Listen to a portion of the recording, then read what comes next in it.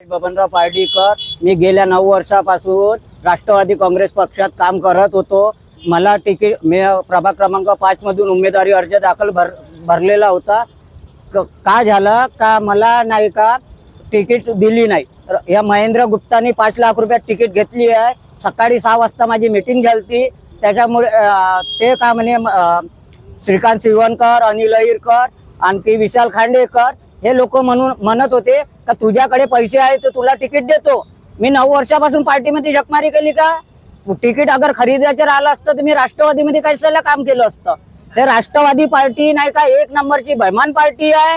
मी अजितदादाला एक म्हणतो, आदरणीय अजितदादा पवार साहेब, आदरणीय प्रफुल्ल पटेल साहेब, आणखी सुनील तटकरे साहेब, यांना मी हेच आग्रहाची विनंती करतो, कार्यकर्त्यावरती अन्याय झाला आहे, न्याय द्यायची कोशिश करावा।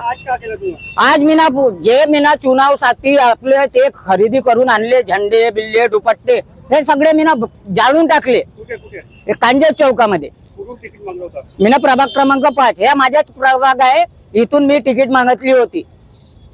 समोरच्या पाल काय माझ्या समोरच्या हेच पाल आहे का मायावर जे अन्याय झालेला आहे ते नाही का मला न्याय द्यावा। राष्ट्रवादी पार्टीनं मला न्याय भेटल्याशिवाय मी सांगून देतो तुमच्या चॅनलच्या माध्यमातून, अगर मला उद्याच्या उद्या न्याय नाही भेटला तर ह्याच चौकामध्ये मी आपल्या अंगावर तर पेट्रोल टाकून जळण्याचा प्रयत्न करीन। मला तिकिटाच्या बद्दल बी फॉर्म देतो म्हणे, तिकिटाचे पैसे द्या म्हणे तुम्ही। बजरंग परियार, अनिल अहिरकर, श्रीकांत शिवणकर 5 लाख रुपयाची डिमांड केली ती भाऊ।